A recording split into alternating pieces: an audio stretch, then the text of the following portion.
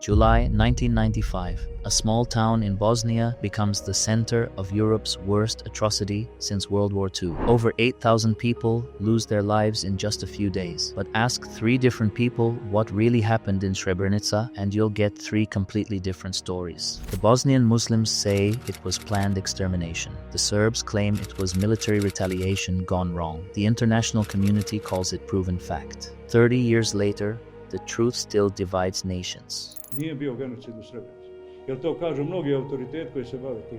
Today, we examine all 3 perspectives because understanding history means hearing every voice, even the uncomfortable ones. You're a Muslim family in 1993 and war has torn your country apart. The United Nations promises you safety. They create something called a safe area in Srebrenica, protected by international peacekeepers. You abandon everything and flee there with 40,000 others, trusting this promise completely. For 2 years, you survive in overcrowded conditions. Food is scarce, but you're alive. The Dutch peacekeepers are there. The world is watching. You feel protected. Then July 6th, 1995 arrives. Bosnian Serb forces begin their attack. The shelling intensifies daily. By July 11th, General Ratko Mladic's troops march into your safe haven. The 370 Dutch peacekeepers don't fight back. They're outnumbered, outgunned, abandoned by their commanders. What happens next haunts Bosnia to this day. Serb soldiers separate families. Men and older boys from 16 to 65 are taken away. Women and children are loaded onto buses, expelled from their homes forever. The men disappear into schools, warehouses, and forests around Srebrenica. Over the next 72 hours, 8,372 men are systematically executed. Some try to escape through the mountains in what survivors call the column. Thousands more die during this desperate journey. From the Bosnian perspective, this wasn't random violence. It was calculated extermination. The goal was simple: remove Muslims from Srebrenica permanently. Make sure they never return. The pattern was always the same across Bosnia. Separate the men, execute them, expel the women and children. Families still search for their loved ones today. DNA testing has identified most victims, but some remain missing. For Bosnian Muslims, Srebrenica represents the ultimate betrayal. Not just by their enemies, but by the international community that promised protection and failed to deliver. Now flip the perspective completely. You're a Serbian civilian living in villages surrounding Srebrenica. Since 1992, you've watched Muslim forces use this so-called safe area as a military base. They launch raids from their protected zone, attacking your villages, killing your neighbors. The numbers tell a different story from this angle. Serbian sources claim around 3,500 Serbs were killed by Muslim forces operating from Srebrenica between 1992 and 1995. Villages like Kravica, Skelani, and Bjelovac were repeatedly attacked. Families were murdered, homes burned, livestock stolen. You ask yourself, how can the UN call it a safe area when people are launching military operations from inside it? The international community demilitarized other areas, but weapons keep flowing into Srebrenica. Military commander Nazar Oric uses it as his headquarters, planning operations against Serbian civilians. When July 1995 arrives, many Serbs see it as a military operation to finally stop these attacks. The goal isn't extermination, but securing the area and capturing enemy combatants. Yes, civilians get caught up in war, but this happens everywhere. All sides committed atrocities during this conflict. From this perspective, the numbers don't add up either. How do you kill 8,000 people in 3 days with small arms? Where are the mass graves of that size? Some question whether many of the missing died in combat during the mountain escape, not in executions.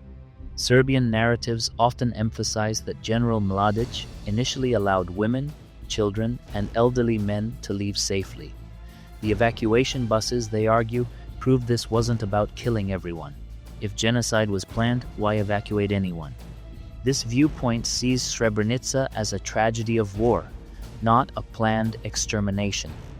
They point to similar tragedies affecting Serbian civilians that received little international attention.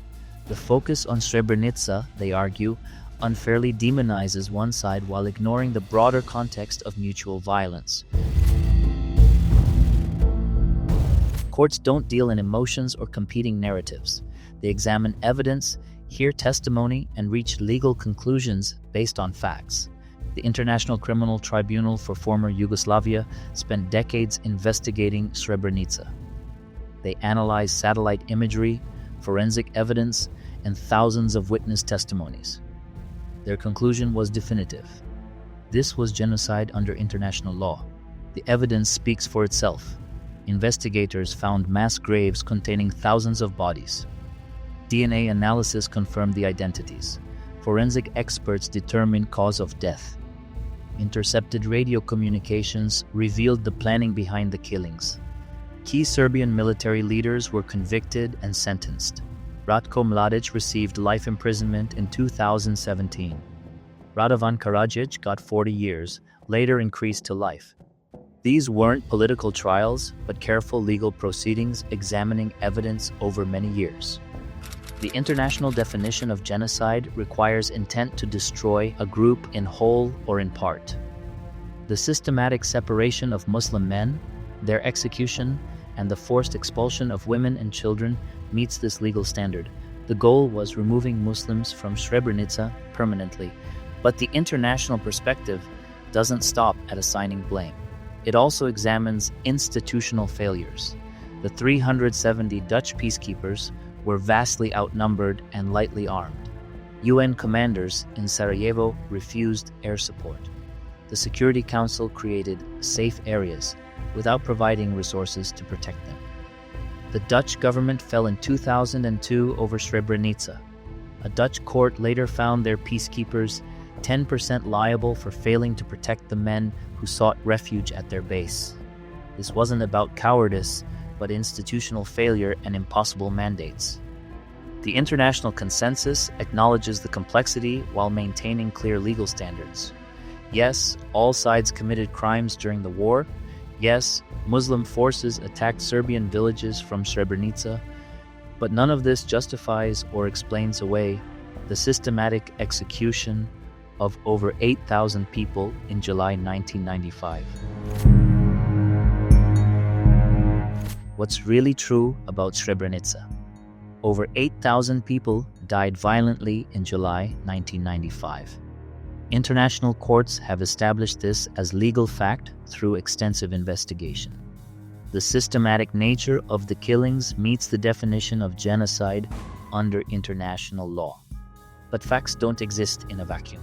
Context matters. The broader war included atrocities by all sides. Muslim forces did attack Serbian villages from Srebrenica. The international community did fail catastrophically in its protection mandate. Understanding different perspectives doesn't mean accepting false equivalences. Some claims are supported by evidence, others aren't.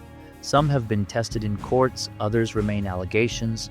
The legal determination of genocide stands on solid ground, but the broader questions about war, justice, and memory remain complex.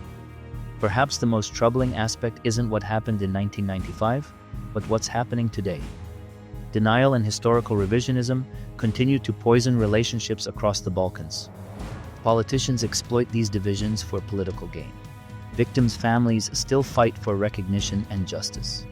The real question isn't whether Srebrenica was genocide. International courts have settled that debate. The question is whether we can learn from this failure to prevent future atrocities. Can we create international institutions strong enough to protect civilians? Can we build societies where competing narratives coexist without violence? History is written by multiple hands, but some facts transcend perspective. In Srebrenica, thousands of people died needlessly. Families were destroyed forever. A small town became a symbol of humanity's capacity for both evil and indifference. The truth about Srebrenica isn't comfortable for anyone. It challenges every side's preferred narrative, but facing uncomfortable truths is how societies heal and grow stronger. What do you think? Can historical truth exist when perspectives differ so dramatically? How do we balance legal facts with human experiences? Leave your thoughts below, but remember that behind every statistic was a real person with hopes, fears, and dreams just like yours.